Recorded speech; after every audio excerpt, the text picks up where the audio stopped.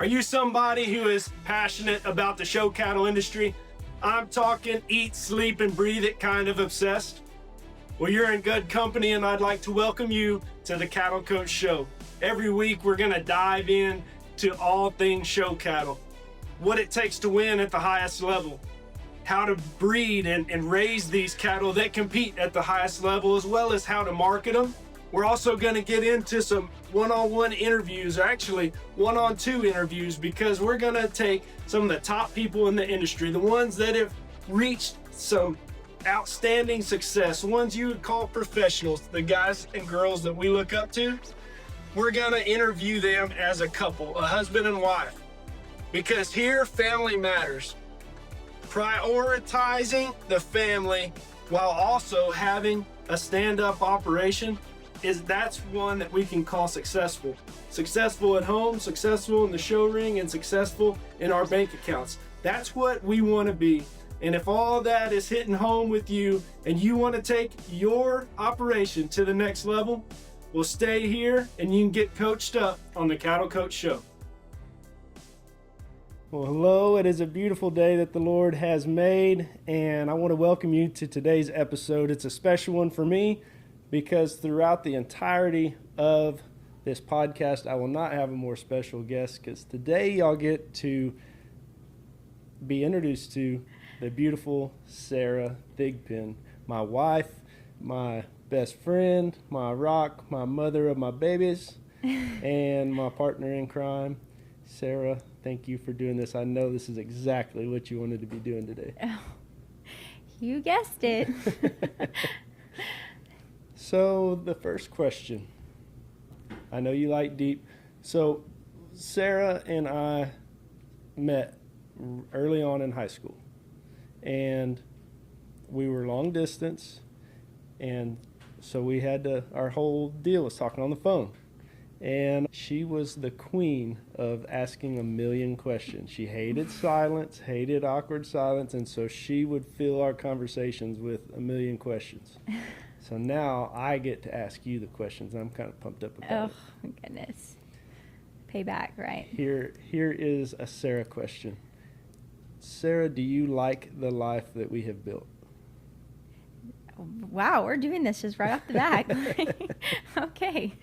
I love the life that we built. You know, I saw this quote the other day that said something like along the lines of how grateful we are to wake up, to be able to be tired from the life that we live on purpose, you know? And I feel like as a family, you and me, we really live our life on purpose, and we try to make that a priority in our marriage and in our family. And so how grateful am I to be able to live a life that's on purpose and do it with you. Let's back up again. Mm-hmm. Those that don't know, we met at the Houston Stock Show. I was a junior in high school. You were a freshman. Yes.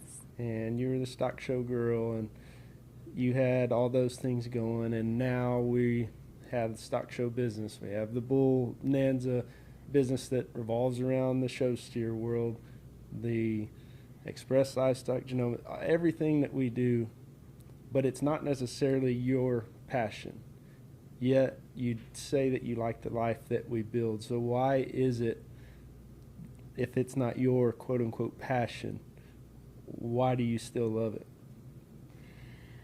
I think the coolest thing with the businesses that you have been a part of and have invested in is, I'm specifically pointing out like QB, QB cattle, is that you have not only had a vision and always known kind of where you were going, even though sometimes I may not have known where that vision was, just leaning on the Lord to be in my life and help me be supportive of you in every situation and every hurdle, every obstacle.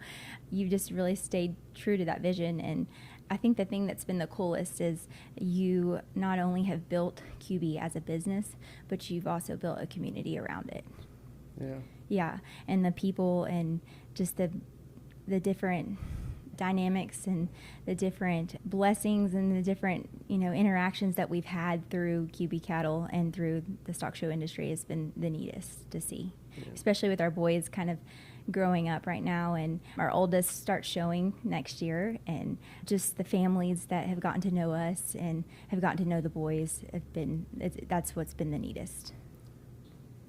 As we get into where we are starting to show, are you excited or kind of hesitant about? Oh, I'm super hesitant.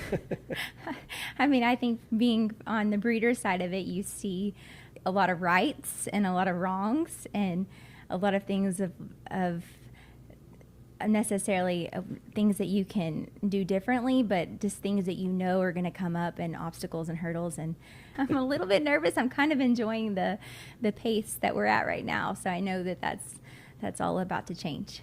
So. And you're not a big fan of things that steal your time. For sure. And steal our family time. And you know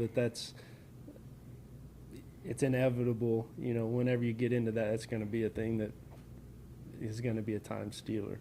For sure.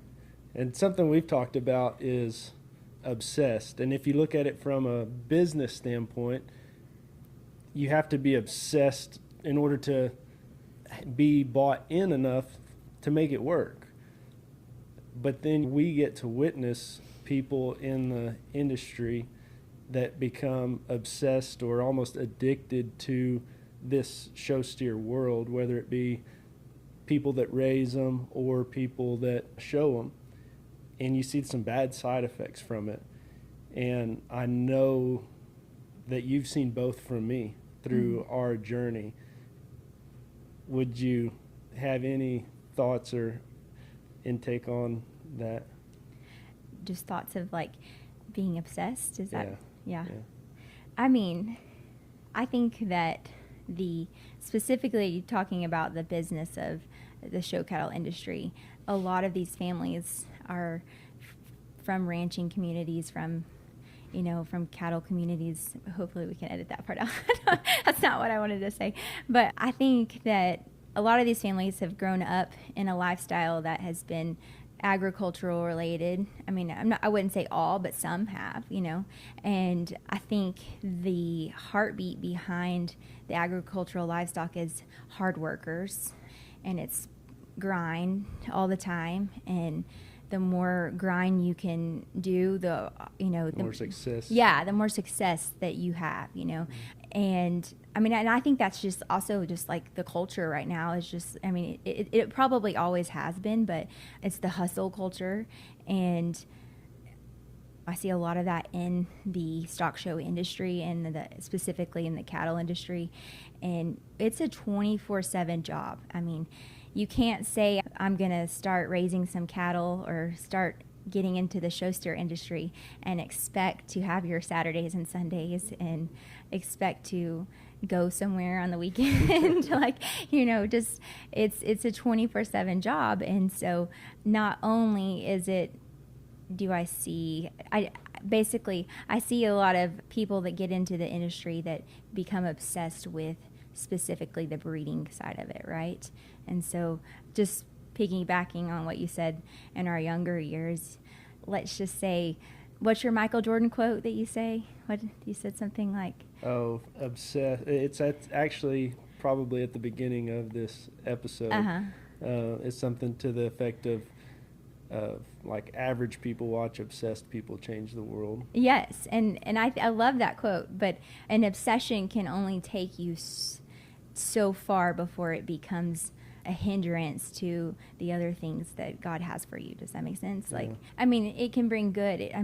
You having an obsession, you having a passion, has brought a lot of growth in our business. And not only has it given you, a drive, but it's also just helped you carry out your vision. And I've always been so grateful for that. And also just really, as a new wife, when we first got married, trying not to press too hard on that and really just leaning into what felt like a normal balance for us as a family.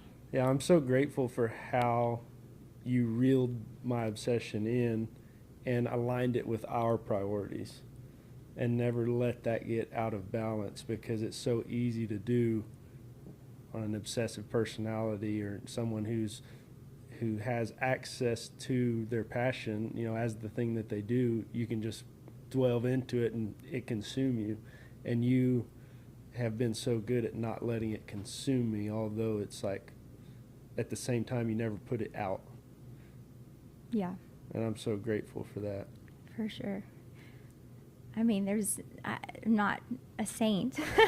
I mean, there's definitely been times where my flesh has definitely come out, but, there's definitely been... No selfish motives there. There's definitely been the Spirit at work in us, and just knowing what that balance looks like. Well, and you've had a unique seat to my cattle business's growth, because almost from the very beginning you've been a part of my life. Mm-hmm. And so while I was getting started and then in college doing it, I mean, correct me if I'm wrong, but you thought that I just, it was my hobby and it'd probably fizzle out, and then I'd get a job and we'd start our lives. But yet it was something that I always did before work, after work, sometimes during work, and it was one of the first things you reeled in on me, even before we had kids, was, hey, let's not get home at 9 or 10 and I need you here by like 6 or 7. That way we could have dinner together and we could do those things. And I'm like, part of me honestly thought you would think I was cool for doing all this extra hard work and being so committed.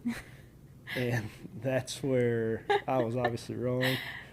My coaches and teammates, I was a football guy, and that's how I got respect, was putting in the extra work for those people. And in that world, that extra time, that extra work, you just got good fruit from it. But in the real world, balancing those priorities and how you reeled me in was what's made us strong, to where you can say that you love the life that we've built today. For sure. I always made a lot of money at this. I don't know why you didn't. Like, why are you laughing? Well, I'm just going back to when we were dating. I just thought this was your hobby. Sarah didn't really know all of this, but when I was 2 years ahead of her in school, so I graduated and I started my job at V8 Ranch. It's like my dream job, working at the biggest Brahmin place in the world, and I'm like, I'm working at V8, I'm right next to Hudgens. It's like I'm in the mecca of everything I've ever loved. All the while, I had the opportunity to also grow my business on the side. And all the while, I now had a job, so I'm saving up to buy Miss Sarah an engagement ring. And I have to save up a lot because I had to get her a big enough ring for her to say yes. And as I'm saving, it's taken too long. Like, I knew I wanted to marry this girl for a long time, but I wanted to do it right. And as I'm working and as I'm saving, I'm just not saving enough. So I sold my pickup, and which was a big diesel truck. I paid off the loan that I had on it, and the extra money that I had, I bought a little 97 Nissan named Edmund. Edmund. Oh my goodness. And now that I didn't have a truck payment, I pretended I still did and just put that into savings as well. And pretty soon I had enough to get your ring. Once I got the ring bought, of course you didn't know yet that I'd bought a ring. All that was a surprise. Yeah. But I saved a little bit more. Okay. And I'm like, I want a good foundation for my cattle business. So I've played in it. We've done all right, but I'm too competitive to do all right. I want to do great. And so one of the big investments I did was I took the rest of my nest egg, plus I took out an operating loan, and I went all in on buying a set of embryos. I bought around 30 embryos that average around $1,200 a pop. Fast forward 9 months or whatever. Okay. I had 8 pregnancies, 5 live calves, and 2 went to the sale barn, so I had 3 show steers to sell off of about a $75,000 investment. $75,000 investment. Yeah. So that was in my mind what was going to be my foundation to set me up for the future. And the last real risky thing that I did before I got married, and risky is like a business term, right? Risk. But this was the last dumb thing that I really wanted to do with money before we got married, and you told me no. And at the time, I knew that this had happened, but like I didn't really know numbers. Like I don't know if it was actually put that way. I'm not really sure. You knew that I had a bunch of embryos and didn't have a bunch of calves. Yes. But you didn't know what it actually cost me at the time. For sure. For sure. But God has blessed us, and those 3 calves that we sold, one was the highest selling Brahman of all time at the time, sold for over $20,000. Another one sold for $18,000, and then another one sold for I think around $5,000. And although we didn't break even, we made enough for me to do it again, so I can make some more the next year. Because surely you can't have bad luck 2 years in a row. Thankfully, we didn't, and we've continued to grow. But I say all that to say it was a long time before we got to reap any benefits monetarily on the QB side of our business. Yes, I mean, you didn't even view it really as a business for years. For sure. I mean, that's what we were kind of talking about is, yeah, I didn't view QB as a business in my mind. I mean, I knew it was a business on paper, but in my mind, I always just thought it was his hobby. And I guess I didn't really begin to view it as a business until our personal finances started reaping any benefits from it. Because up until that point, everything that QB made was just going back into it. It took a while to get it off the ground and going. Hey, today's episode is sponsored by Bullnanza Stud Services. Bullnanza is located in Stillwater, Oklahoma, and Sweetwater, Texas. And they have the opportunity to work with and provide services for the top operators and top bulls in the entire world. Whether it be housing, collecting, storage, or promoting, Bullnanza is your answer for all your bull customer needs. If you want to learn more or find out how Bullnanza can help you, check out the link below. Now let's get back to the show. I realized that it was going to be slow, but it was a whole lot slower than my plan on paper before I started.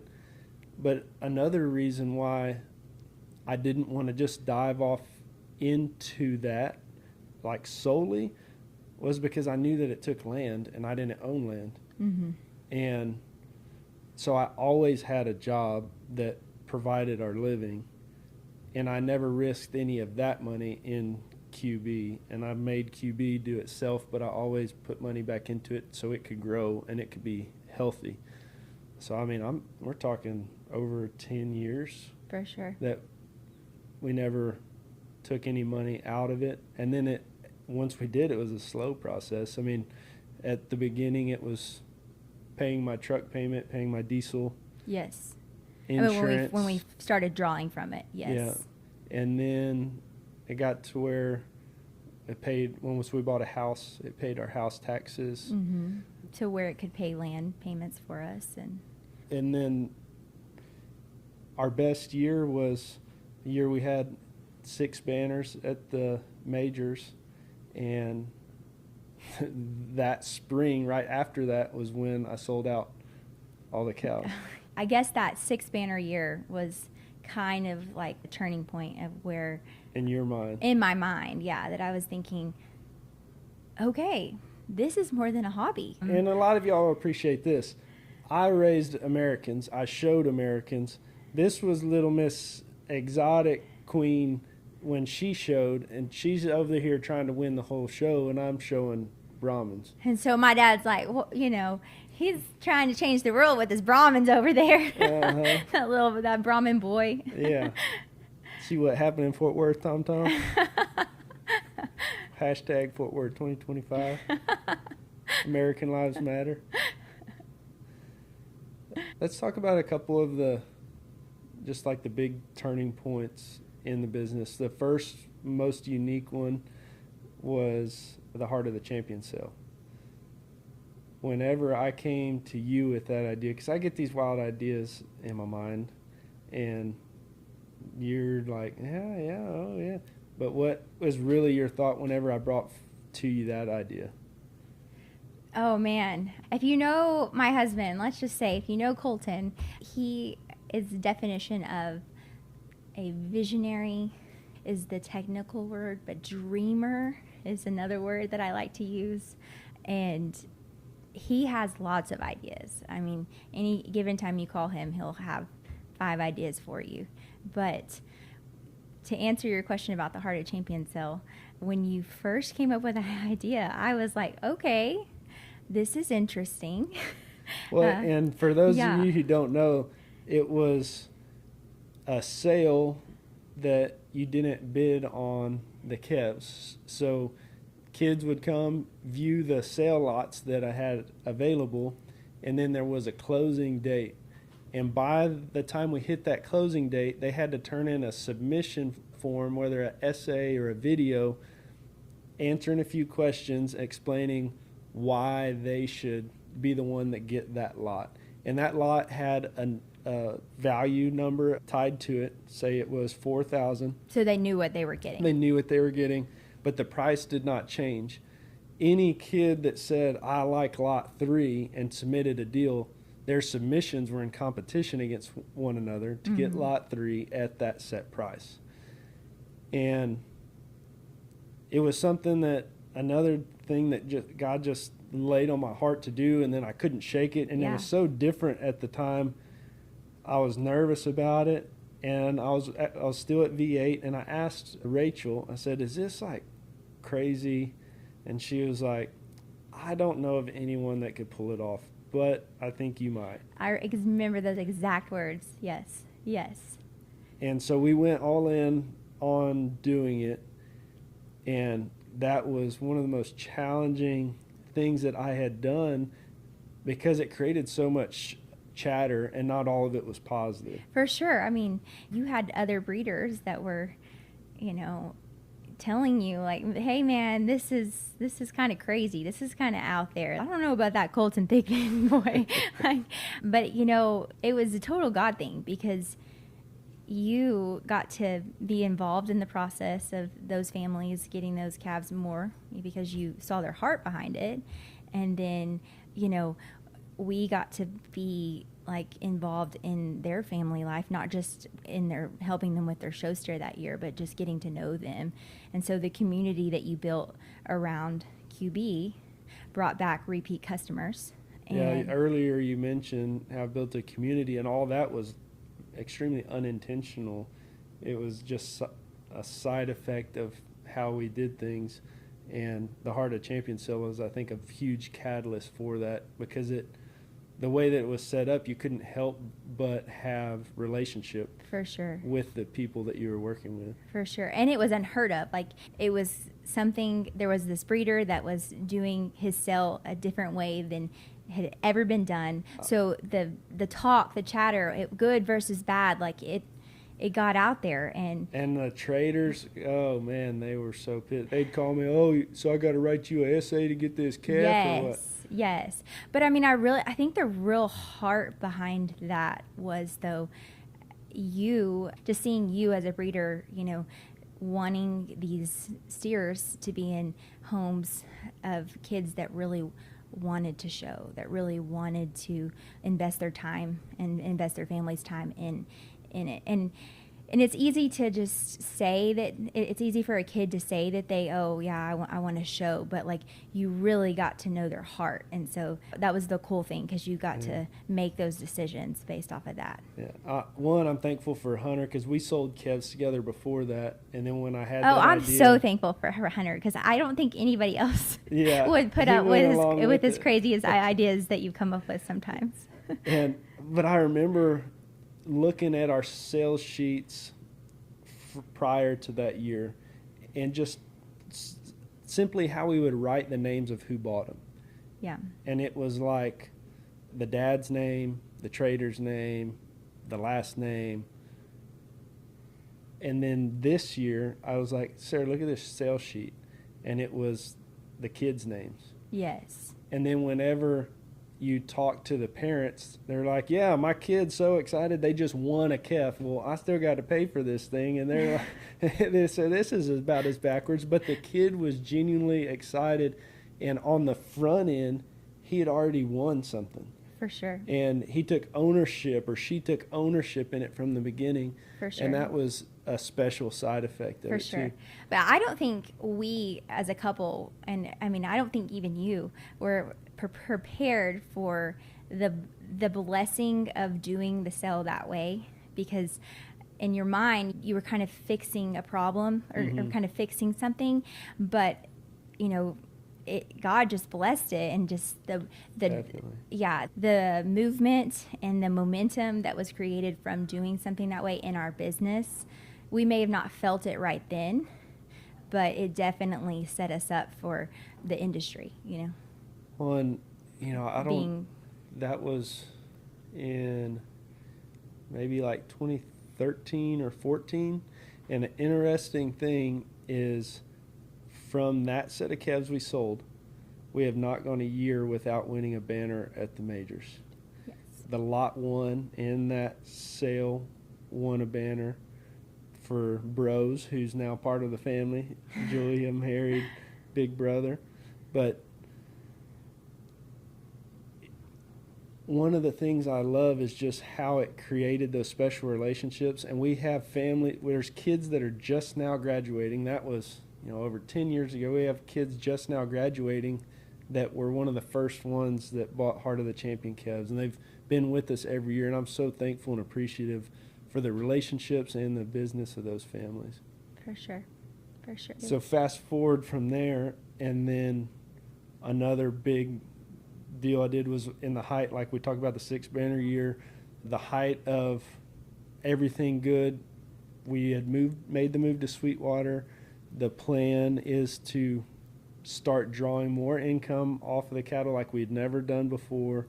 They were in a place to do it, and we sell out all the cows. Yeah, Kolten comes to me one night and says, hey, I think I am about to have a sale. And I'm like, okay, yeah.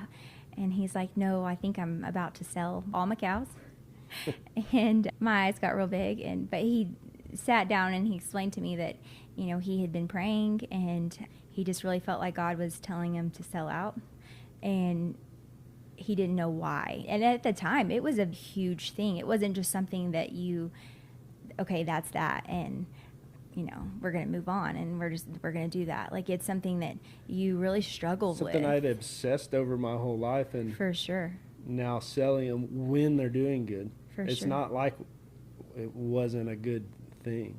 Oh, for sure. I mean, it almost kind of felt like a punch in the gut. Yeah. Like we'd finally broken through and gotten to where we'd been trying to get, and for then sure selling them. And we didn't know. We had no idea why he was telling you that. And it didn't make sense. At the time, it was like, we are on the up and up. Like, what? And then you, as well as so many others, were like, well, you're going to keep, like, a few of the favorites, right? And I'm like, that would make the most sense, yes. Yes. But, no, I don't feel like that's what I'm supposed to do. And so we committed. For sure. Committed to doing it. And pretty much from the moment we made it public that was happening. Oh my gosh, people were just like, what's going on? Are y'all okay? Yeah. But the fruit of it and the blessing started from, I remember having a conversation with you before the sale, and it was like, it's already worth it. Yeah. Just the impact that it had on others, the conversations I was able to have with people, it was already worth it, and the sale hadn't even happened yet. For sure. For sure. And then the sale comes, and that was the biggest blessing because it grossed double from what I had penciled in. Like, okay, this is the dumbest thing I've ever done if it doesn't bring this. And it brought double that number. For sure. And what I want everybody to realize as we talk about the obsession, I still had a whole lot of pride in my heart and in myself that I didn't really know was there until I let go of my biggest prized possession.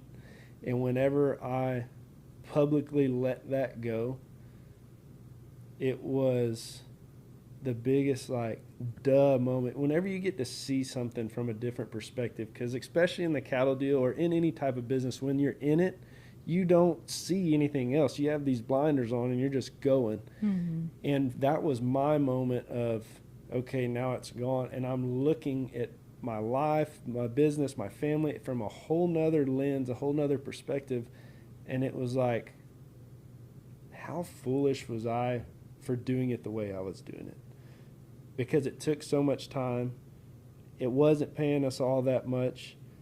There was a lot of things I was doing that were addictive and obsessive type personalities, and not like God spoke to me, but way before all of this, and laid something on my heart, on my life, that I've just firmly believe was straight from him. And it was, I don't care what you do in this life, I care how you do it. And the biggest thing that I was doing wrong, and that convicted me, and it was my pride getting in the way. And once I realized that, and I saw the blessing that was now being brought forth to me and my family and to you, not only monetarily, but you had more of me, you had more of my time. We were more financially secure and free. We were able to enjoy each other, enjoy our little ones in that season. Brexton was little, Lawson was 4, and we got to experience each other rather than me staying on the grind and there being friction. Yeah. But I mean, something that I wanted to go back to what you said is the obsession. I know we kind of hit on it earlier, but, you know, as a new wife, just balancing that fire, right? That fire in your husband. Like, my main goal as a wife and as a mother is just to be supportive. And I view my role in this business of QB Cattle as being supportive. Do not ask me to judge a show. There's been people that have called and said, hey, could you judge a show with your wife? No, no, you want to hear, what do I joke around about? Oh, that one's long-necked, fine-fronted, and big-butted. But one thing I wanted to touch on is just balancing that fire in your husband. And as a new wife, I was grateful for the amount of work ethic and drive that you had, because not everybody has that. We were talking the other day that, you know, how blessed we are to be able to be afforded the opportunity to have a business, but also have financial security from another source of income, you know, like to start new businesses. But we were also talking about how not everybody will put in the work or the time, like after work, you know, not everybody will get up before work to go do another job to do that. I want to interject on that, because your obsession, like, led to your drive, and I'm forever grateful that you were as driven and as just hardworking as you were, you know, just trying to reel that in a tender and compassionate way that was more conducive for our family was the biggest hurdle. And I am not saying that I did that right.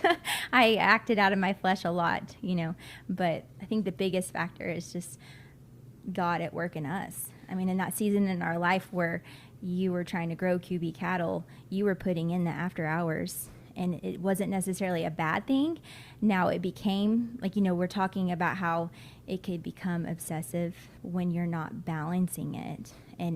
But I think the biggest factor for us was God was at work in our life, and we were being revealed things to both of us that, hey, we can do this, we can just do it a different way, you know.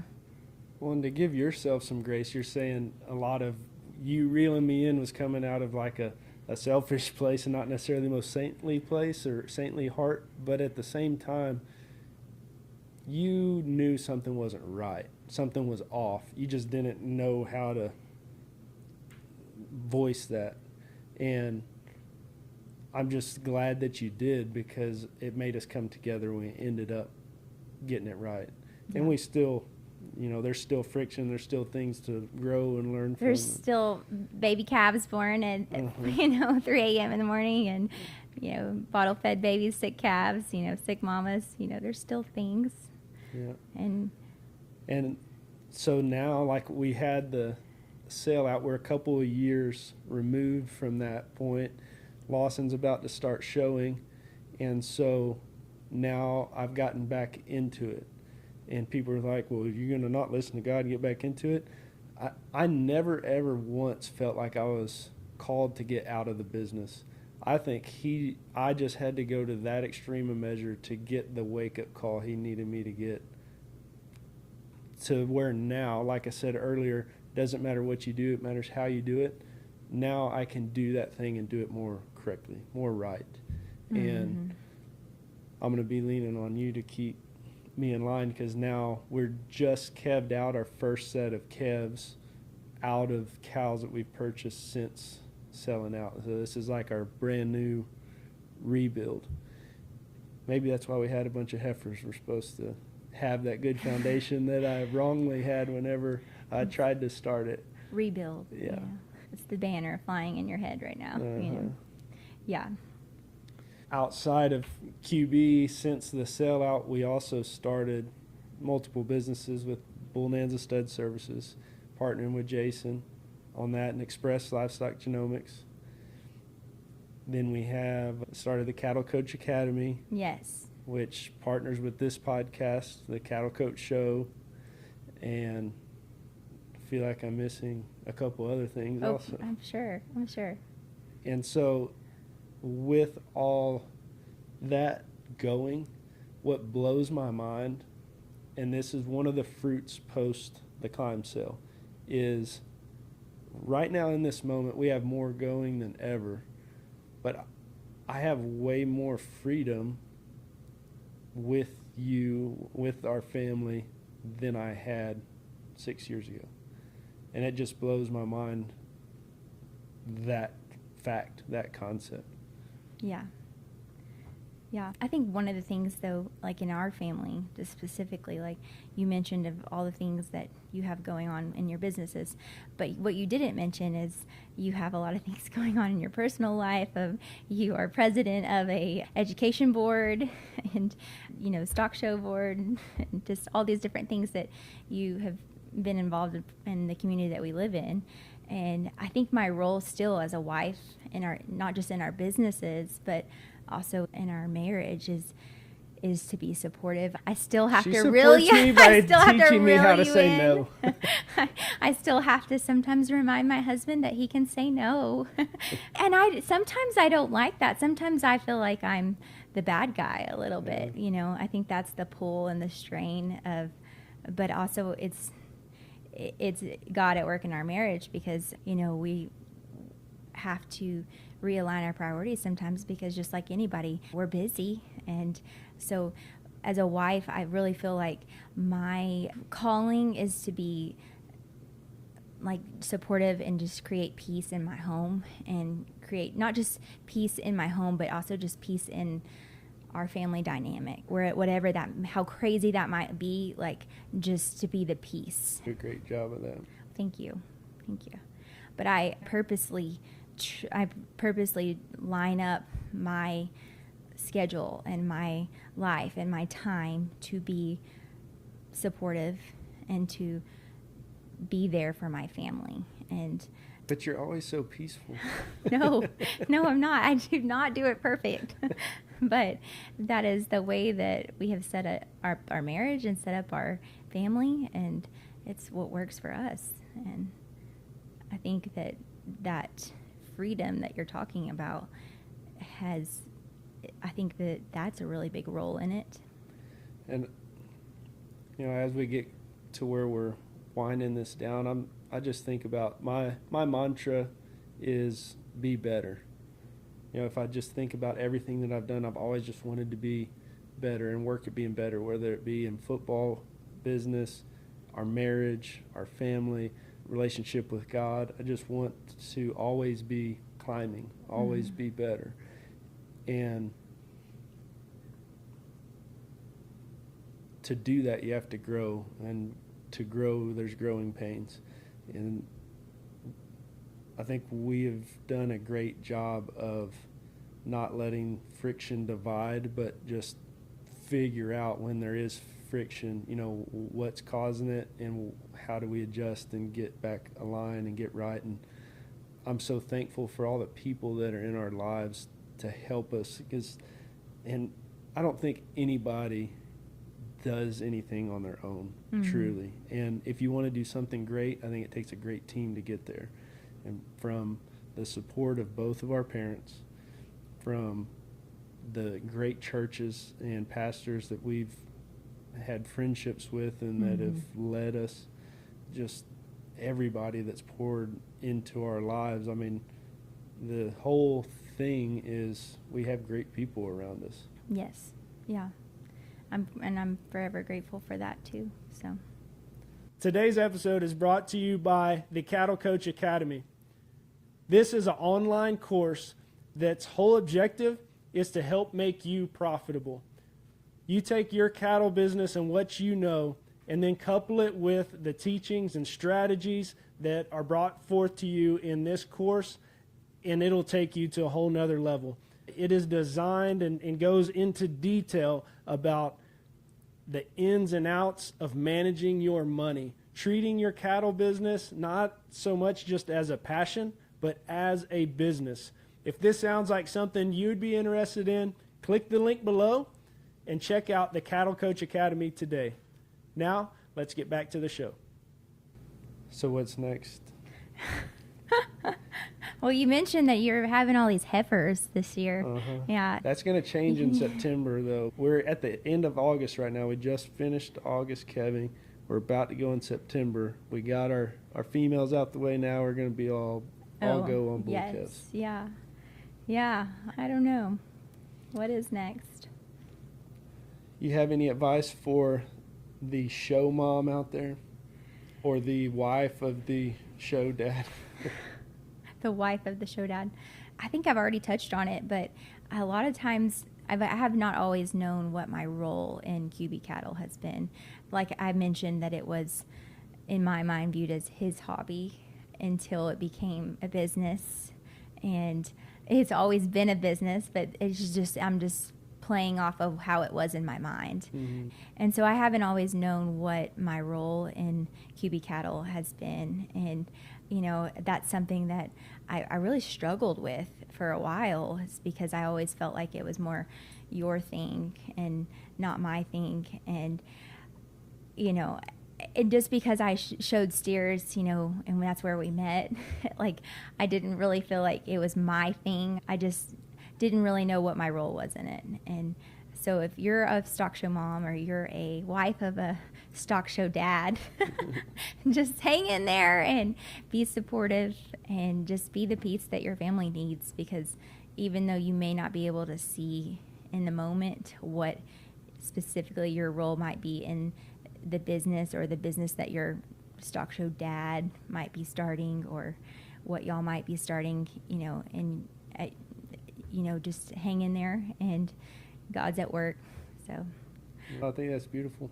Yeah. And something that you've done a very good job of not despising me for having a thing, even though there's times of you were jealous of the thing and voicing that, and me maybe reluctantly at times being receptive of it, and us finding a middle ground and realizing we're on the same team. For sure.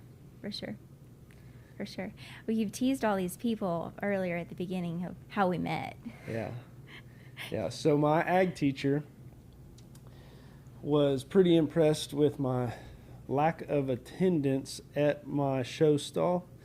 I was with Carl Whitworth, who ended up being my college roommate later on. We were running around doing everything but what we were supposed to be doing. He leaves because he shows sheep. He finished a couple days before the steer guys finished. He leaves. I go back to my stall for the first time in the whole time. And lo and behold, Sarah is on the same aisle. I haven't seen her yet. I'm crashed out on my show box, and my ag teacher, Warren Beard, comes by. And he says, "Hey, I've been looking for you. There's a girl that stalled right here, $10. You can't get her number." I said, "I'm not taking this bet. I have to see her first." It wasn't 10 minutes come by, and there's a group of girls kind of locked arms, and they're walking down the aisle.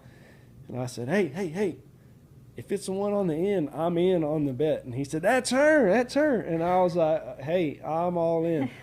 And although I have some confidence, I spent at least an hour and a half walking by With his water bucket. scoping out the situation with my water bucket, pretending like I was getting water at the end of the aisle. That was But a I was thirsty checking calf. for boyfriends, checking for dads, and whenever all that was clear, I was still checking. I was calling my buddies, the Carnleys, because they always have good pickup lines, and they were not coming through that day. There was nothing good enough to get this girl, and then she disappeared.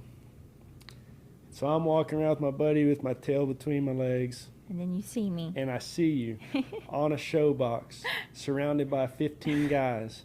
And I'm like, there's the boyfriend, one of them. And you see me, Yes, I do. and you get up, How could I miss you? You'd already walked past my stall Yeah, 20 times. and you get up, and you walk in front of me, and you look back to make sure I'm still coming. I'm like, oh my gosh, this might actually happen. And Stacy Caffey, who was walking with me, he tapped me on the chest, said, "Go get it, big dog." And he disappears, and now I'm like, And you, the famous line is, you dropped the worm. Drop the worm. You're playing with that little thing they were selling this year. And that was the toy of the Houston Stock Show. The That fuzzy season. worm on the fishing line. It looked like it'd go crawl through your hands, but it was tied to fishing line. Yeah. You dropped it, and then you did the old Beyonce, pick it down. I did not do that. Pick it up off the ground, I look did back not. at me. And I was like, you dropped your worm. And so that pickup line got the girl. Yeah. I was wanting you to pick it up. Why did I have to pick it I up? wanted to watch you pick it Oh, up. okay. Okay. And Yeah. I said, "What's your name?" You said, "I'm Sarah." And you had this West Texas accent, and I was all in, all done from Yeah. that moment. Keep in mind that he likes to say that he had game, but I had to come up with that whole scheme in my head of dropping the worm, Yeah. Well, that wraps us up today on our episode of the Cattle Coach Show. Thank you all for tuning in. I hope you enjoyed getting to know the faces behind the businesses and getting to know my beautiful rock, Miss Sarah. Thank y'all for tuning in.